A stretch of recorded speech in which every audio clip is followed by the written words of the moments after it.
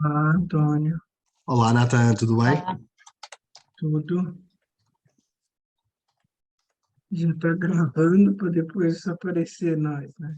É, já sabes, faz como eu, penteia-te, Nathan, que é que nós depois aparecemos no YouTube, temos de estar penteado. Pois, Olá, como estão?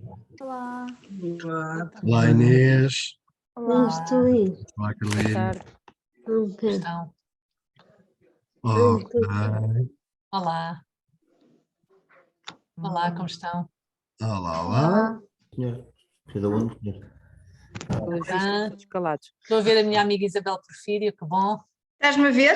Estou a É que ver, eu- a ver o teu nome. Pois eu não. Só. Olá, António. Eu estava aqui a tentar. Não consigo. Espera aí, que tem que. Mas só Ligar a câmera. continuando. Exato. Eu vou pedir para iniciar o vídeo, já está. Olá, Olá. Isabel. Tudo bem? Bom, que bom. Está Minha bem? querida amiga. Boa tarde. Olá, Nathan. Ariel, Olá. António, Andreia, Olá, Andréia. Graça. Olá, como estão? estão-me a ouvir? Estamos sim, bem, Andréia. bem. Obrigado. António, peço desculpa, eu gostava que dessemos as boas-vindas ao Sr. Mapril, mas eu não me recordo o nome da Não é o senhora. senhor Mapril, é a dona Celeste. Ela é que é a Exatamente. protagonista, não É sou isso, eu. foi o que eu disse. Aí Foi é o que eu só o meu disse. nome. Então Foi eu o que vou. eu disse, que não me recordava o nome da Dona Celeste. Dona Celeste. Ela Celeste. é que é interveniente, não sou eu. Claro. Olá, Ora, Celeste, como está? Mas uma coisa. ora, já está, agora já sabemos o nome da Celeste. Mas Já olha, consegui alterar o nome. desculpe lá uma coisa. A Celeste, Diga. ela não consegue verbalizar, Verbalizar. certo? Tadinho. É só para Está ela, tudo bem? para ela ouvir e para estar consciente que ela não consegue verbalizar. Muito Ela bem. compreende Tudo bem. tudo, percebe tudo, só que o som da voz não sai. Se Muito for bem. caso, se for Mas caso, é o você também dá importante uma é ela ajuda. receber as informações. Exato, exato. Ora, eu vou então, antes de estar aqui a apresentar a nossa convidada de hoje, vou fazer aqui uma coisa que é, eu vou desligar o microfone de toda a gente que está. Peço que quando for a altura de colocar as questões que ativem o som. Ora, ok, aqui da Inês também, muito bem. Como sabem, estas conversas são gravadas, depois vai ser disponibilizado no YouTube para que toda a gente possa assistir, aqueles que não puderem estar connosco agora. Hoje é o 13º conversadamente, o nosso encontro mensal das segundas-feiras. O tema hoje é a literacia em saúde e temos o prazer de contar com a Presidente da Sociedade Portuguesa de Literacia em Saúde, a doutora Cristina Vaz. Olá. Olá, como está? Muito gosto, António Bartolomeu. Muito gosto. Olha, ativar aqui o mudo ao Pedro. Se calhar começávamos com a pergunta mais simples que eu posso fazer, que é o que é a literacia em saúde? É uma boa pergunta, António Bartolomeu. Eu diria que literacia em saúde é humanizar a saúde. É esse, digamos, a melhor definição. Porque a definição da literacia em saúde já vem desde 1998, com a Organização Mundial da Saúde. E na altura o conceito dizia que se tinha que dar competências às pessoas para que elas conseguissem tomar decisões em saúde. E o conceito veio evoluindo e, de facto, aquilo que nós queremos na literacia em saúde é mesmo humanizar a saúde, é que a pessoa compreenda aquilo que a saúde tem para lhe dar, mas também, do lado da saúde, os profissionais de saúde compreendam aquilo que o utente precisa, quer, deseja, necessita. E por isso é esta conjugação de esforços entre aceder à saúde, o acesso à saúde é essencial, a compreensão da saúde é essencial e do uso dos recursos de saúde, e depois também, além da compreensão, é mesmo o uso dos recursos. E por isso eu digo que quando a palavra compreensão está dentro do conceito, significa que nós queremos humanizar a saúde, fazer por humanizar a saúde, e faz por humanizar a saúde de diversas formas. Mas se calhar esperava que o António Bartolomeu nos perguntasse que formas são essas de humanizar a saúde, não é? Na verdade, e se calhar ajudando aqui a compreensão, é nós percebermos efetivamente o que se passa connosco, não é? Muitas das vezes, e os participantes, melhor do que eu, também o sentirão, as coisas dizem-nos que temos qualquer coisa e não nos explicam muito bem o que é. Claro, claro, isso acontece muitas vezes. Os médicos normalmente usam uma linguagem muito difícil, muito complexa, muito hermética, muito fechada. É chamado o jargão técnico. E, de facto, a literacia em saúde combate precisamente esse jargão técnico, porque o médico até pode estar habituado, porque fez o curso de medicina, está habituado àqueles termos técnicos, mas quando chega ao contacto com o doente tem que pensar que é uma pessoa que está ali à frente. E por isso todos os termos técnicos que usa têm que ser traduzidos numa linguagem simples e acessível. E é isto que a literacia em saúde pede, é que se possa utilizar uma linguagem o mais simples possível, o mais acessível possível à compreensão do utente, não é? Porque mesmo que o utente fosse um médico, imaginem que era entre um ortopedista e um fisiatra, as linguagens são diferentes. O ortopedista não fala a mesma linguagem que um fisiatra, nem que um oftalmologista. Mas agora imaginem um utente comum, um cidadão comum, que não tem formação em saúde, mas que precisa de perceber a saúde para tomar decisões sobre a sua vida. E por isso essa linguagem necessariamente tem que ser mais acessível, mais clara, mais traduzida, ou seja, quando usa o jargão técnico tem que obrigatoriamente o traduzir. E é isto que é exigido da literacia em saúde, e é isto que temos feito a nível nacional, para que de facto haja esta maior fluência entre a área médica e técnica e o utente, para que depois o utente consiga tomar decisões, porque se o utente não compreender aquilo que lhe é pedido, como é que pode tomar as decisões certas para a sua saúde? Exato. Não toma, No, não é? no fundo é quase fazer valer um direito do utente que está inscrito, não é? Que a informação lhe seja prestada. Evidentemente, os utentes têm direitos de se fazerem, ser compreendidos, direitos a acederem aos serviços, direitos a terem uma segunda opinião, por exemplo, não é? Por exemplo, mesmo um médico que seja o mais conhecedor possível, uma personalidade dentro da medicina, o utente tem direito a dizer, olha, eu ouço, mas eu gostava de ter uma segunda opinião. Então, vou aproveitar essa deixa, vou colocar aqui uma questão que me deixaram. Disseram que que depois da minha operação eu não seria capaz de recuperar a mobilidade do meu braço. Mas eu gostava de pedir outras opiniões. Como é que posso fazê-lo? Pode fazê-lo porque tem o direito, está dentro dos direitos dos utentes, direitos e deveres dos utentes. Os direitos do utente é pedir uma segunda opinião. Ou seja, tem direito a recorrer a outros médicos, a outras organizações de saúde, a outros conselheiros, claro, credíveis, não é? Porque nós estamos a falar aqui de uma saúde credível, que possa trazer outra opinião, outra forma de ver em relação ao seu problema. E isso é um direito do utente, está estabelecido. E ele pode fazê-lo no mesmo hospital, digamos assim? Pode fazê-lo no mesmo hospital. Pode fazê-lo no mesmo hospital, pode até nem conhecer outro médico, mas pode dizer, eu gostava de ouvir a opinião de outro médico. Não precisa até de conhecer esse médico, ou esse enfermeiro, ou esse terapeuta, ou esse psicólogo, porque nós não estamos a falar só de médicos, estamos a falar de uma equipa multiprofissional. E sobretudo no traumatismo crânioencefálico sabem que há uma equipa multiprofissional, há o terapeuta da fala, há o terapeuta ocupacional, há o fisiatra, há o psicólogo, há o enfermeiro, etc, etc, etc. Há o técnico de diagnóstico e terapêutica, enfim, há o radiologista e por isso pode, em qualquer circunstância, pedir uma segunda opinião. Tem direito a isso. E muitas das vezes é até importante que o faça, porque no meio de tantos profissionais de saúde, como o doutor Cristiano dizia há pouco, as linguagens são muito diferentes e nós podemos ficar sem compreender algo, e é mesmo muito importante. Aquilo que eu aconselho e tem a ver com as nossas memórias, eu digo sempre aos meus alunos que a maior parte das pessoas tem memória visual.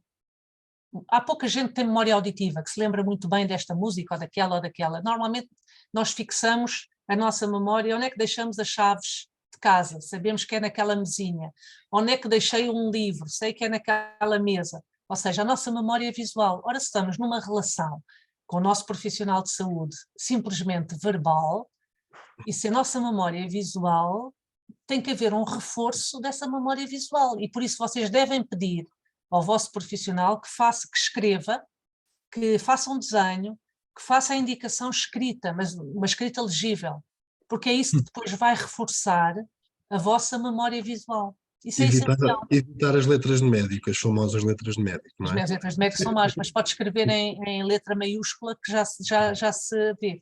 E muitas vezes é possível fazer, por exemplo, um desenho, e o desenho apontar com setas e alguma informação, já isso é útil.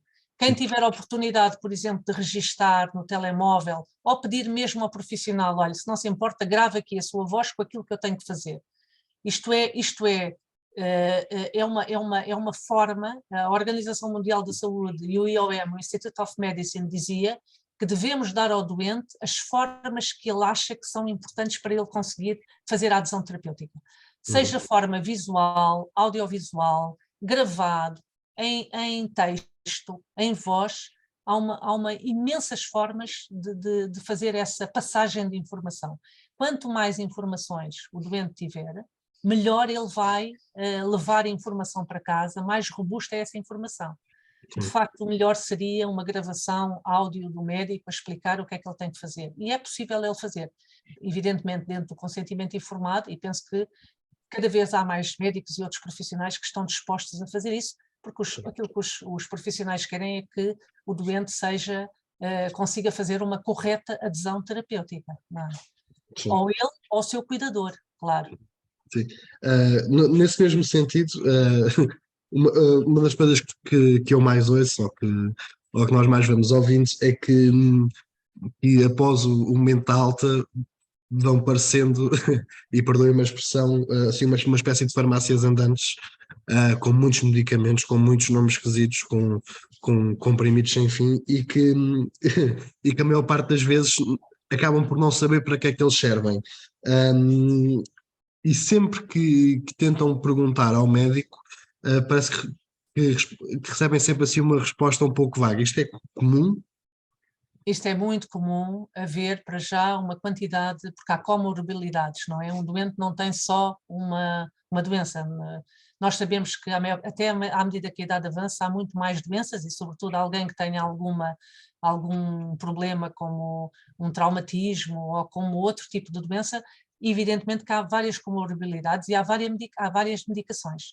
Aquilo que nós dizemos que deve ser feito é a reconciliação terapêutica. Significa que o doente deve levar toda a sua medicação ao médico para que ele lhe diga se é aquilo que está correto e está a tomar. Depois o doente deve ter uma espécie de livrinho, parece difícil, mas não é, onde vai colar as caixas, os rótulos dos medicamentos, e à frente vai pôr para que é que serve. E se tiver dúvidas, vai apresentar isso ao médico e pergunta: este para que é que serve? Se não se importa, escreva, ou escrevo eu. Este para que é que serve? Isso, ou seja, vai tendo um registro das caixinhas dos medicamentos à frente para que é que serve.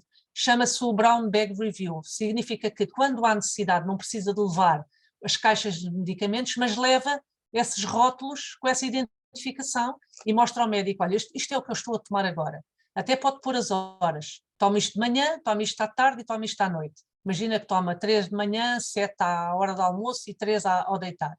E tudo isto está em 3 ou 4 folhas, não é preciso mais, que depois podem ser atualizadas. Estas folhas são grandes orientadoras para que o próprio doente saiba o que é que está a tomar e quando está a tomar e quando deixa de tomar. Quando deixa de tomar, faz-se um risco vermelho e diz: deixei de tomar em tal data. Isto é utilíssimo, temos vindo a ver noutros países que isto funciona muito bem, e hoje em dia também já sabem que as próprias caixas dos medicamentos nas farmácias são coladas as horas das tomas. Não se diz para que é, mas vocês podem acrescentar para o que é. Mas estas folhas, este caderninho é essencial e tem sido muito útil, porque não é preciso grande coisa, basta cortar os rótulos, colá-los, meter à frente e dizer: tome de manhã 2 comprimidos, comecei a tomar no data tal. Imagino que aquilo já acabou, mete um risco por cima, passa a outra folha. E não dá trabalho nenhum mesmo. É o trabalho de ir comprar e uma folha e colar aquilo. Não dá trabalho mesmo nenhum.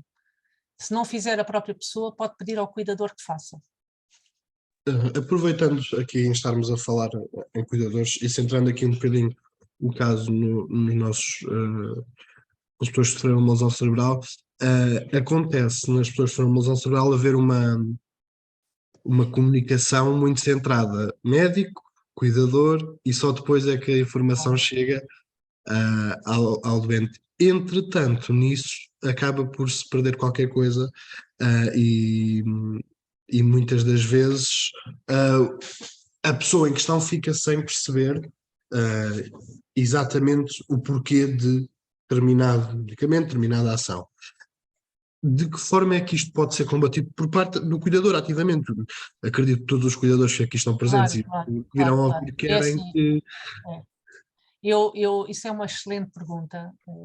Aplica-se na lesão cerebral, aplica-se na paralisia cerebral. Eu trabalhei muitos anos com pessoas com paralisia cerebral e trabalho há muitos anos em literacia em saúde. E há uma coisa importantíssima. O doente tem que fazer parte sempre do circuito, do sistema. E nunca pode ser afastado por mais dano que tenha, por mais lesão que tenha, ou seja, há sempre uma parte do doente que é ativa. Ou seja, tem que haver a preocupação do cuidador em envolver o doente também na decisão, mesmo que essa decisão não seja a tomada de decisão, mas seja a participação no processo. Muitas vezes os doentes não conseguem tomar a decisão, mas conseguem participar em fases do processo. E têm que também, junto dos seus profissionais, seja médico, seja enfermeiro, igualmente pô-lo como parte do processo e não como parte ao lado. Porquê? Porque é o doente que é o centro de tudo, é o doente que pode recuperar, que faz a adesão terapêutica, que faz ou que não faz. E por isso, mesmo que tenha algumas limitações, ou mesmo grandes limitações, e eu vi isso na paralisia cerebral, é sempre importante o doente participar. Nem que seja dizer, neste caso, como é que eu posso fazer? Nem que seja questionar, nem que seja perguntar, nem que seja dizer, será assim? Nem que seja interrogar, faço mesmo isso, não posso fazer de outra forma. Ou seja, sempre o doente tem que estar no centro do circuito e participar no processo, mesmo que não consiga participar na decisão. Sempre. É uma regra essencial. E alerto todos os cuidadores para isto. E a sua opinião ser tida em conta, não é? E a sua opinião ser tida em conta, evidentemente, porque é o doente que faz a adesão. É o doente que toma a adesão, de querer ou não querer. Não, eu costumo dizer, os psicólogos têm uma brincadeira que dizem que quantos psicólogos é que são precisos para mudar um hábito? Na verdade é preciso só um, é preciso é que a pessoa esteja disposta a mudar esse hábito. Claro. Não Sem serve de dúvida, sem dúvida. muito E nós sobretudo, respeitarmos... claro que sim. Claro que há doentes que preferem não tomar decisões e nós temos que respeitar isso. Há pessoas que preferem não tomar decisões, preferem que alguém tome decisões por ela. Mas uma coisa é tomar decisão, outra coisa é participar no processo. E participar no processo significa ser cidadão. Cidadão significa ativo na sociedade. Alguém que participa numa tomada de decisão, mesmo que seja para ela própria, está a ser ativo na sociedade. E essa ativação é essencial. Eu agora vou fazer uma pergunta que é um pouco o contrário. Acontece também com os nossos, com as pessoas que foram uma lesão cerebral, às vezes a dificuldade ou o problema não ser evidente ao olho.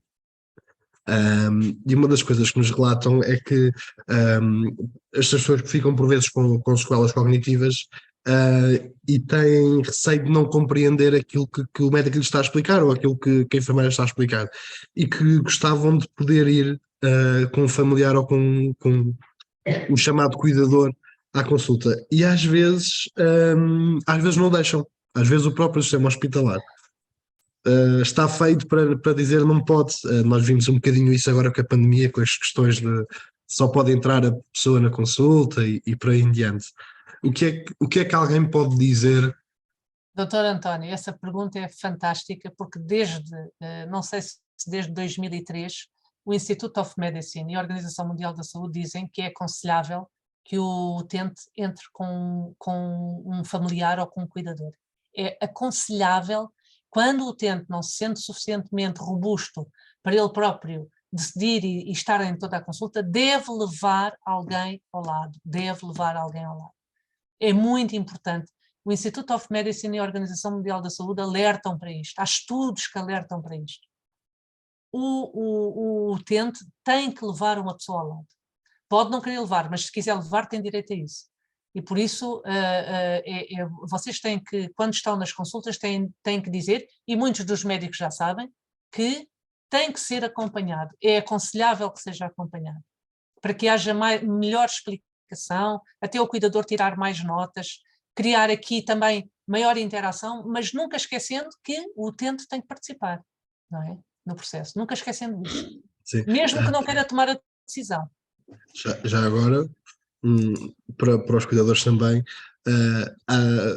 às vezes há a tendência do vai tu, que isto é contigo, isto é uma coisa tua, não tenham, ou tentem não ter esse problema convosco, não é?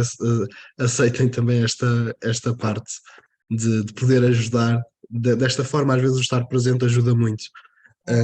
Uma outra Eu acho que em Portugal fala-se pouco sobre os direitos e os deveres do utente, fala-se muito pouco sobre isso e parabenizo a vossa associação, a Viver Novamente, por trazer aqui à colação este tema, que é um tema essencial, é muito pouco falado, esta questão dos direitos e dos deveres, mas sobretudo também dos direitos, não é? Que são pequenas coisas, mas que são coisas muito substanciais, não é? Esta coisa do dever de segunda opinião, do direito de segunda opinião, o direito de levar uma pessoa a acompanhar, o direito de participar no processo, não é? E por isso é muito importante isto que vocês estão a fazer em relação a esta temática. Obrigado, doutora. Bem, vou aproveitar e vou fazer aqui uma pergunta no mesmo caminho. Uma pergunta que me fizeram na sexta-feira, assim um bocado uma história que me contaram na sexta-feira nos nossos grupos de pares, nós realizamos às sextas-feiras, novamente à conversa, e era um dos nossos utentes, ou uma da pessoa que se competência a relatar algo que é que as pessoas não acreditam quando ela diz que teve um problema. Dizem sempre que não, estás ótima, não tiveste nada, estás perfeita. Nota-se, e depois é-lhes muito difícil explicar isto, seja ao médico, ao assistente operacional, seja às vezes até à própria família. O que é que, voltamos aqui à questão, o que é estar ótimo, não é? O que é estar ótimo, não é? Se calhar a pergunta é mesmo esta, o que é para si estar ótimo, senhor doutor? Não é? Porque aquilo que eu sinto é aquilo que eu sinto, não é? E é preciso atender àquilo que as pessoas sentem, não é? Evidentemente que muitas pessoas passam por grandes períodos de letargia ou de mesmo ansiedade ou stress ou mesmo a depressão, e isso são fatores que têm a ver não só com aquilo que lhes aconteceu, mas com outros fatores.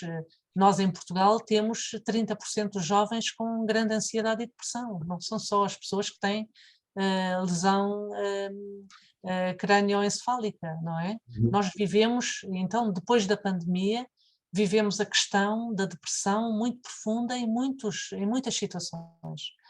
Vimos que a violência doméstica aumentou, que isto também gerado pelas questões do desemprego, ou seja, o problema de nós parecermos bem ou parecermos mal, ou estarmos bem ou estarmos mal, é um problema humano, não é? Agora, se alguém me diz que eu pareço ótima quando eu me sinto mal, eu tenho o direito de dizer, eu posso parecer ótima, mas eu sinto-me mal por esta razão.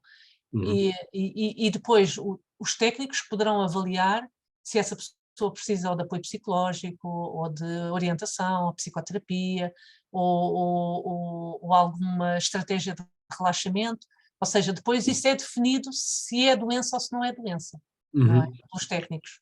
Mas não me venham dizer que eu estou boa quando eu me sinto péssima, não é? Exato. Aproveitando aqui a deixa da saúde mental, pergunto-lhe do seu conhecimento de que forma é que estas questões crónicas, como muitas das vezes acabam por se tornar o tórax craniano ou o AVC, que têm questões crónicas associadas, não são bem doenças, mas são condições para a vida, digamos assim, muitas das vezes, de que forma é que isto depois afeta outros campos o acesso a outros campos da saúde, como a emocional, que falávamos agora, mesmo a sexual, ou todos os outros tipos? Eu vi essa sua pergunta, mas vou virá-la ao contrário. Vou dizer como é que se ultrapassa esta questão.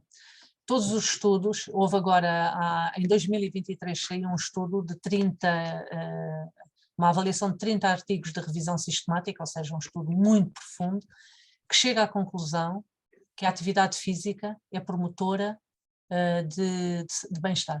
A atividade física, em vários níveis, nem que seja a atividade física de mexer um dedo, para quem não pode mexer o resto do corpo, nem que seja a atividade física de fazer uma massagem, ou de ir ali até à praia, ou seja, é preciso perceber que temos que ativar os nossos comportamentos que servem de coping, servem de recuperação dos nossos problemas, sejam eles físicos, sejam eles de saúde mental ou de saúde emocional. E aquilo que eu aconselho de facto a atividade física é promotora de bem-estar. Por isso, todos os que puderem fazer atividade física, façam atividade física. Porque realmente os resultados é que a pessoa sente maior bem-estar. Pode não sentir ali naquele dia, pode não sentir no dia seguinte, mas vai sentir bem-estar. O convívio, a ligação com os outros, a conexão social é um fator de bem-estar. Houve um estudo com 100 fatores que melhoram o bem-estar, 100 fatores em 2020, e aquilo que melhora o bem-estar desses 100 fatores é a conexão social, além da atividade física. Conexão social significa, por exemplo, vocês estarem aqui todos em grupo, agora estou só eu a falar, mas vocês todos comunicarem uns com os outros, falarem uns com os outros. Isto é essencial. E eu digo, abro a janela da Sociedade Portuguesa de Literacia em Saúde, se vocês quiserem ter connosco conexão social. Eu ponho psicólogos da Sociedade Portuguesa de Literacia em Saúde, médicos que temos, enfermeiros, para conversarem convosco, assim, numa roda como esta. E vocês podem conversar e estar com eles. Faz muito bem. Ou terapias de bem-estar, por exemplo, tenho a doutora Diana Pinheiro, a doutora Manuela Soares Rodrigues, que fazem mindfulness, que tem a ver mais com respiração agora, que também é útil. Por isso, naquilo que nós, a Sociedade Portuguesa de Literacia em Saúde, pudermos contribuir para que vocês tenham melhor bem-estar, eu abro já esta porta aqui da sociedade, estou eu a falar por eles, mas acho que eles me dão autorização, mas sim, faremos isso porque é bom. É bom. Sim.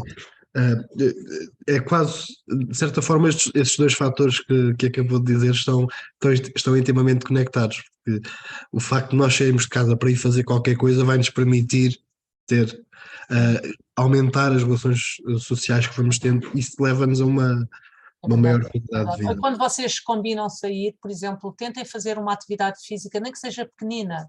Sei que vocês saem em grupo de vez em quando, isso é extremamente útil, E às vezes pode ser só, sei lá, mexer uns braços, mexer uma perna, quem pode, evidentemente, ou fazer alguma respiração, a própria respiração é reabilitadora.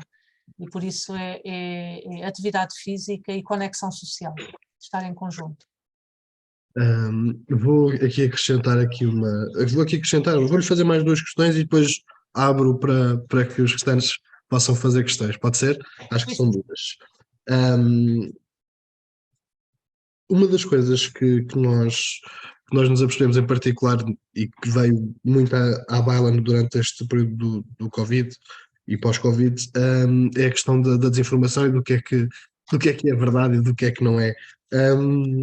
Portanto, era mesmo esta a pergunta, que era, no meio de tanta desinformação, como é que podemos saber aquilo que estamos a ler? Vivemos numa infodemia, como se diz, não é? Que há muitíssima desinformação, por gente que aparentemente até parece séria, mas que depois escreve coisas horríveis e que não são nada verdade. Eu não posso dar aqui uma sessão de desinformação, como é que se verifica isto, mas é preciso ver se o site é credível, em primeiro lugar. Sites acabados em RE, OVE, etc. Utilizem aqueles que acabam em com, ou org, ou pt, que já é uma via, mas depois é preciso ver a fonte é essencial, porque é como aqueles vendedores de banha da cobra que ontem tinha 100 quilos, amanhã já tenho 20, quer dizer, as pessoas gostam do contraste no cérebro, desta diferença grande, é um apelo, todas estas mensagens muito apelativas é preciso desconfiar. porque de facto às vezes não são credíveis. Outro tipo de informação que tomei isto e comecei a andar ou fiz aquilo e comecei e fui salvo e senti-me logo bem, tudo o que é imediato parece-me a mim que nunca é definitivo, não é? Porque as coisas demoram a fazer, nós sabemos que a vida demora a fazer, não é? E demoramos a recuperar, demoramos a viver, demoramos a fazer, demoramos a construir as nossas personalidades e por isso a desinformação é muita. Eu aconselhava a verem aqueles sites mais sérios, quando vocês têm dúvidas, já sabem quais são, o site da Direção-Geral da Saúde, o Ministério da Saúde, o site da Viver Novamente, o site da Sociedade Portuguesa de Literacia em Saúde, os sites daquelas entidades que são credíveis na saúde, os sites dos hospitais, que são credíveis necessariamente, não é? Os sites das unidades de saúde, os sites, por exemplo, agora de alguma indústria farmacêutica já começa a ter informação para o utente e é interessante, muito interessante, e essa informação é válida. Agora a informação que vos dizem que vocês vão conseguir isto num segundo ou num minuto, por favor, não acreditem, porque não é verdade. A vida não se faz num minuto. Ou seja, vinda ela de um site É, mais esquisito ou de um aparente profissional de saúde que claro. diga eu tenho a solução para tu voltares. Evidentemente que nós podemos mudar a nossa vida num segundo, sabemos disso, não é? Há aqui pessoas que mudaram a vida num segundo e depois temos que voltar a viver, ou viver novamente, como se diz, e viver novamente, robustecendo e sentindo a vida, porque a vida é uma gratidão, porque tem imensas coisas boas, independentemente das coisas que nos acontecem durante o nosso percurso, que sabemos que temos tantos exemplos, não é? E aqui bem presentes, e pessoas altamente resilientes, e vejo aqui a minha amiga Isabel Porfírio, que tem uma vida plena, sempre conseguiu dar de si a todos e construir a sua vida, apesar da dor, não é? Tão grande que teve, mas está aqui, viva, resiliente e numa dádiva aos outros, e parabenizo isso, porque não é fácil encontrar pessoas assim. Acredito que vocês, como cuidadores e como pessoas, já conheçam pessoas assim tão valorosas, tão capazes de resistir à intempérie da vida, mas cada um de nós tem que arranjar estes circuitos, estas velazinhas, estas pilhazinhas, que nos fazem avançar da melhor forma, e acredito que sim, senão também não estariam aqui nesta Viver Novamente. E por isso é que eu também abro as nossas portas e abro as minhas portas para aquilo que vocês também necessitarem. Obrigado. Pronto, eu vou fazer, se não a última, a última Eu pergunta. também tenho, como sabem, eu estou entre eventos, tenho o evento da ANEM na outra plataforma. Vamos dar aqui um quarto de hora para perguntas e respostas, e depois eu tenho que ir para o outro evento que é mesmo ali ao lado, mas que estão à minha espera, mas eu disse que vinha aqui de certeza absoluta. Pronto, então nesse caso eu termino a questão, abro desde já a perguntas. Eu sei que o Gonçalo Pinto Gonçalves queria fazer uma questão. Gonçalo, consegue ligar o seu micro? Por favor. Já está ligado. Já está. Bem-vindo, Gonçalo. Onde está o Gonçalo? Não estou a ver. O Gonçalo está aqui em casa. Está ali, já estou a ver. Sou eu. Olá, como está? Viva. Olha, eu esperei tanto tempo para fazer a pergunta que já me perdi um bocadinho. Portanto, eu vou lá chegar. Mas isto é importante também para... Peço desculpa, Gonçalo, culpa é minha. Não faz mal, António. Não faz mal. Eu acho que o principal... Eu sofri um traumatismo cranioencefálico em 2016. Ponto. Uma história longa, comprida e agora não é o ponto aqui. Mas a minha maior dificuldade é a chamada... Aliás, uma das minhas maiores dificuldades é a chamada memória curta. E, portanto, eu tenho medo de me esquecer das coisas. Por isso eu preciso ser acompanhado quando for uma consulta, não a todas, quando vou às consultas de neuropsicologia e não sei, enfim, essas não, vou sempre sozinho.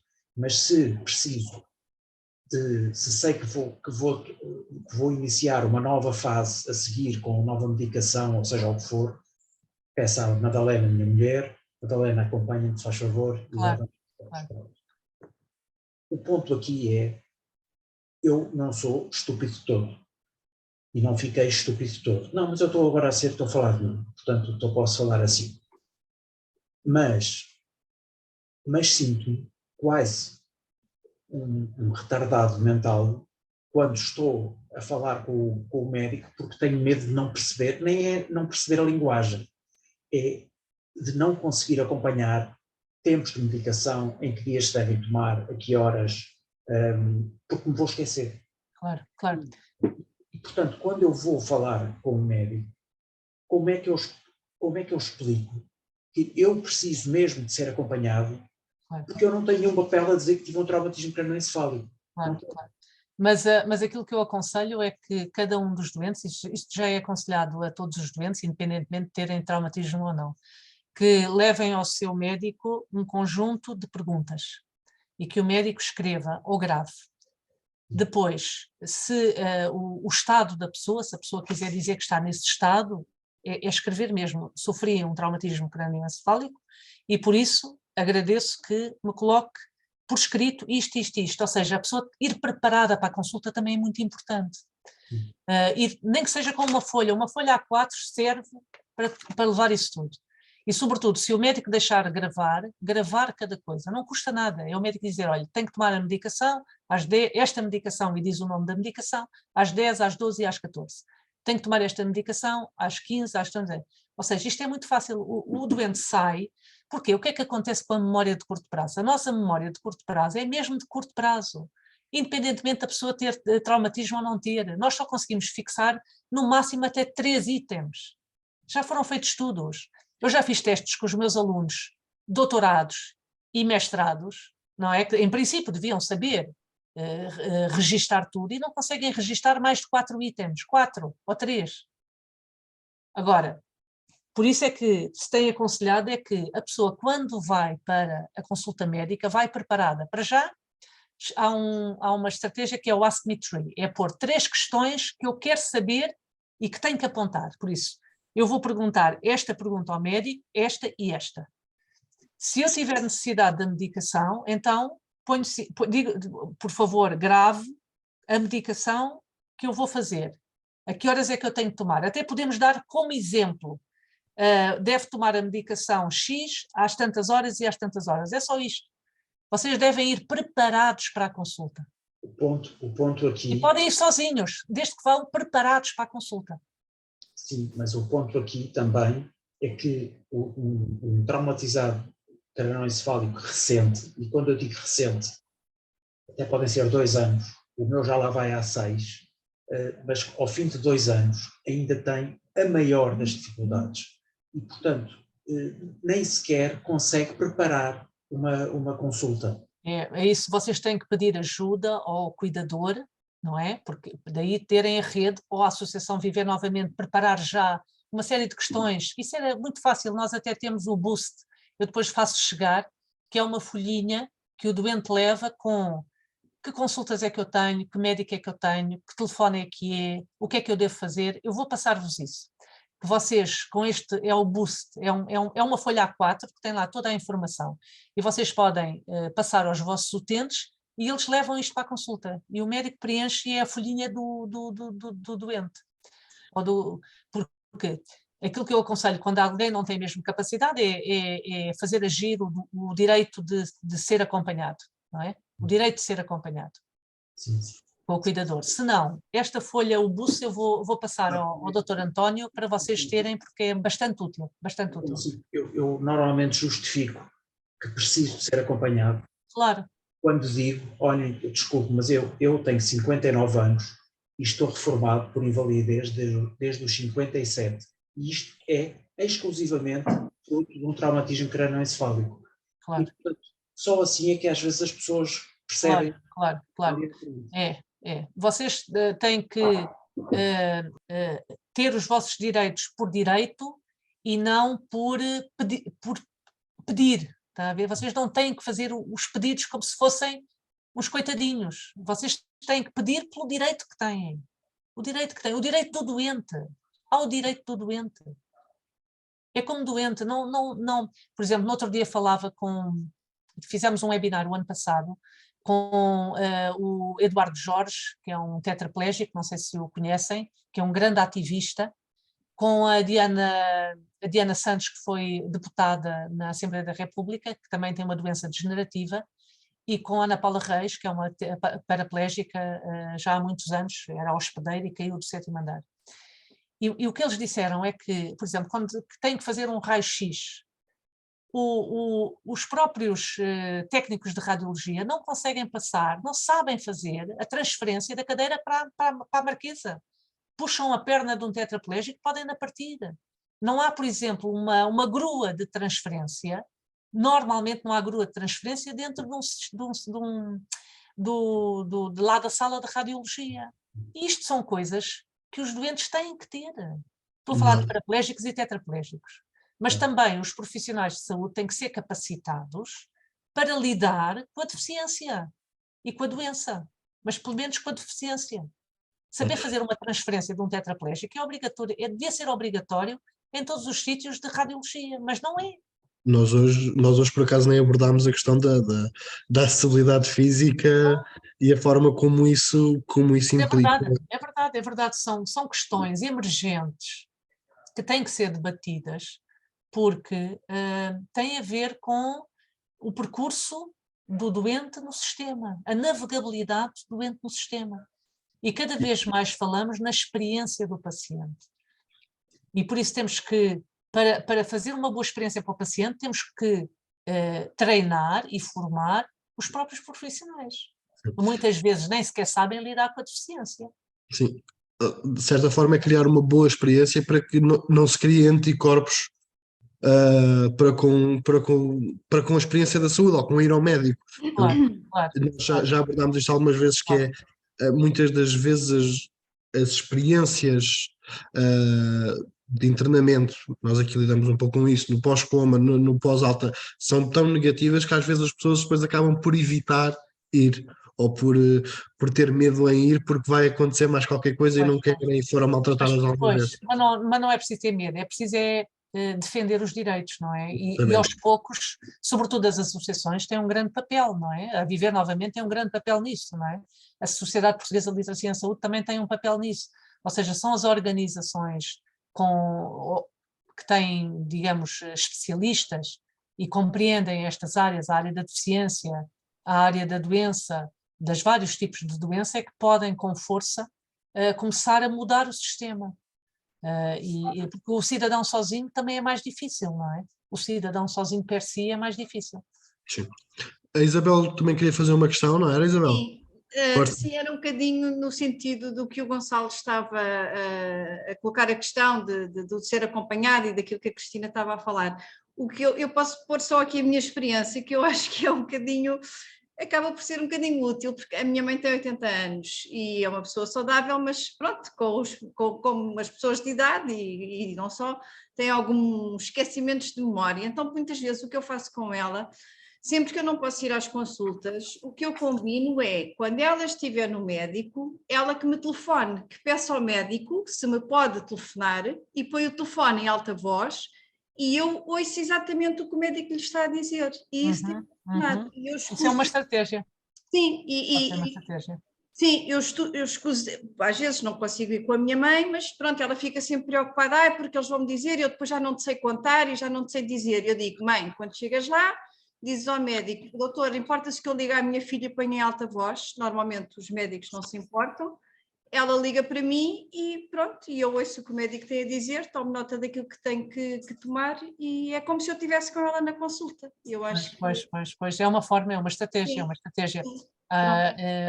Quando não se pode levar alguém, ou leva-se uma lista de perguntas que é útil, ou então fazer essa ligação, acho que é importante. Telefone, acho que acaba por ser a forma mais simples que eu encontrei de fazer isso com ela e queria aqui partilhar porque de alguma forma pode dar... Pode ajudar.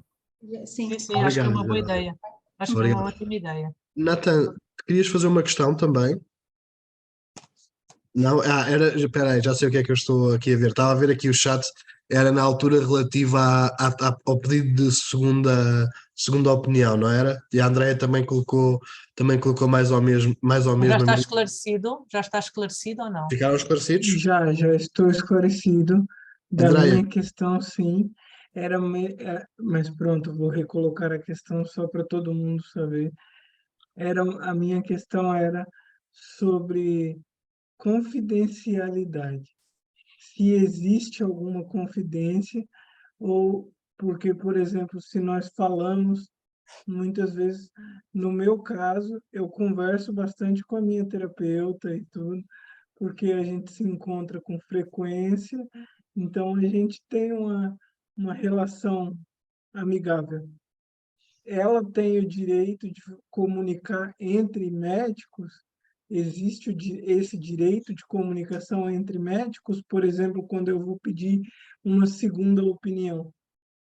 É assim, o direito de confidencialidade é o dever de confidencialidade do médico em relação àquilo que o utente lhe comunica, ao dever de confidencialidade. No entanto, quando há uma equipa multiprofissional, essa equipa multiprofissional tem que estar em contacto. Aquilo que vocês podem dizer é que, em relação a este assunto, eu não quero que extravase ou passe para outra pessoa. Nós é que temos que dizer que quando há equipas multiprofissionais, a equipa tem que saber o estado do doente, o que é que ele pensa, o que é que ele vai, como é que ele reage, qual é a forma da melhor adesão, ou seja, se tiver terapeuta da fala, terapeuta ocupacional, fisiatra, psicólogo, naturalmente eles vão conversar uns com os outros, até para ver qual é a melhor solução. Mas quando quiser que alguma coisa seja confidencial, então diga, olha, isto aqui é confidencial, é só para si. E aí há o dever de confidencialidade. É o que eu tenho feito ultimamente, é mesmo isso. Eu, às vezes, quando eu falo alguma coisa que eu não quero que outra pessoa saiba, eu falo, mas fique quietinha, é entre nós. Claro. É no meu modo de dizer, pronto, mas é assim. Muito bem, muito bem. E acho que eu estou no direito, né? Queres colocar a tua questão também, Andreia? Podes. Sim, eu vou ser muito breve e peço imensa desculpa à doutora Cristina Vaz, precisa de ir embora. Eu vou não faz mal, não faz mal, diga. Relativamente ao direito de pedir segunda opinião, mesmo no Serviço Nacional de Saúde, é possível? Mesmo no Serviço Nacional de Saúde, claro, principalmente no Serviço Nacional de Saúde. Pois, acho importante. Claro que sim. Aliás, se vocês forem ver ao site da Sociedade Portuguesa de Literacia em Saúde, é splsportugal.pt, vão ver lá embaixo direitos e deveres dos utentes, que foi o Hospital Fernando da Fonseca que nos pediu para fazer. E por isso está lá. É só clicarem e verem. E podem ver lá os direitos e os deveres, rever os direitos e deveres. Hoje não foi para falar dos direitos e deveres, foi falar simplesmente do direito à segunda opinião, mas depois podemos ver cada um dos direitos e cada um dos deveres. Acho que todos os médicos não saberão isso. A Carla, todos os médicos não saberão isso. É verdade, quem é que disse isso? Foi a Carla. Carla, quer colocar aqui o que escreveu aqui no chat para todos? Pode colocar diretamente, não é bem uma questão, mas é um relato, vamos pôr assim. Ok, está bem. Eu vou fazer. Vou tentar fazer um copy. Ok, nos todos. Estou a pôr. Acho que consegui. Sim, na verdade, o que a Carla aqui nos diz, aqui através do chat que eu estava-lhe a perguntar se queria dizer em viva voz, relata uma das vezes em que foi à junta médica e em que os médicos não deixaram que o marido entrasse, no caso é o cuidador da Carla, e disseram qualquer coisa como, se for preciso a gente chama-o. Pois. Mas há o direito de ser acompanhado quando a pessoa não pode tomar a decisão sozinha ou precisa de outro para tomar a decisão. E por isso ele podia entrar. Pois, a minha não era mesmo sequer a decisão, era mesmo, tanto na junta, solicitam sempre os exames e toda aquela papelada, até eu isso tenho dificuldade, começam a pedir uma coisa, depois outra, e tudo isso é complicado para mim, para a minha situação. A pessoa, de acordo com as normas internacionais, ou seja, de acordo com os direitos e deveres dos utentes, já está impresso, já está escrito o direito à segunda opinião. O direito a levar acompanhante são as regras internacionais da OMS, da Organização Mundial da Saúde e do Institute of Medicine, que dizem que o doente deve levar acompanhante acompanhante quando quer. Ainda não está expresso legalmente na lei, mas é a boa prática que a Organização Mundial da Saúde, que é que emite as normas de saúde de cima para baixo em cascata, por isso a Organização Mundial da Saúde, Direção-Geral da Saúde, a ARS e depois todas as unidades de saúde e chega até ao cidadão. E por isso aquilo que eu digo é que vocês insistam a dizer que é uma boa prática internacional o acompanhamento do doente com alguém quando este assim o deseja. É uma boa prática internacional. Sim. E de aproveitar sempre. Nem sempre é fácil lidar com estas situações, nós estarmos a tentar explicar uma coisa. Eles parece que não querem ouvir, ou às vezes o sistema consegue ser um bocadinho cego. Não é o tempo, que também não permite. Tem que haver aqui, sim, mas tem que haver aqui resiliência e vontade de mudar, porque Exatamente. eu acho que a saúde está melhor agora do que estava há 20 anos atrás ou há 30 anos atrás. O sistema parece pior, mas não está melhor em termos de alternativas, em termos de acolhimento, em termos mesmo de boas práticas, está melhor agora do que aqui há 50 anos atrás ou há 40 anos atrás. E isto tudo é da ativação da cidadania, das associações, da organização de doentes, dos grupos de autoajuda também são importantes, têm tido um grande papel aqui na defesa da pessoa doente. E por isso continuem a falar, porque também é importante dar a voz, sobretudo dar a voz através das organizações. Já agora duas coisinhas, estarmos preparados para quando nos aparecem os obstáculos, nós também sabermos o que é que queremos. Portanto, se nos dizem não posso ir com o cuidador, ok, mas eu tenho aqui as perguntas preparadas. Claro, as perguntas sempre, levar a folhinha das perguntas preparadas é essencial, chama-se Ask Me. São as 3 perguntas que eu quero colocar ao médico e que as preparo antes. É isto, até podem preparar um mês antes, é isto que eu quero saber, é isto. E de preferência, pedir-lhes para eles gravarem, para vocês conseguirem gravar no telemóvel aquilo que ele tem para vos dizer. Isso é que era útil. Se não, ele escrever. Apesar de ser difícil. Mas pelo menos... Estratégias de coaching sempre. Tentem, procurem escrever, gravar e por aí em diante. André, queres dizer qualquer coisa? Força. Desculpa, eu ia só comentar que o hábito que eu tenho é criar num bloco de notas no meu telemóvel, conforme suscitam certas dúvidas relativas à saúde ou assim, eu aponto, o nome da pasta é quando da ida à médica de família. E chego lá e tenho aquela pasta e a minha médica já está habituada, que eu vou ver no telemóvel e é uma boa memória, acho eu. Isso também facilita o trabalho. Facilita o trabalho. Há também agora que nós vamos começar a fazer, que são as FAQs, já ouviram falar?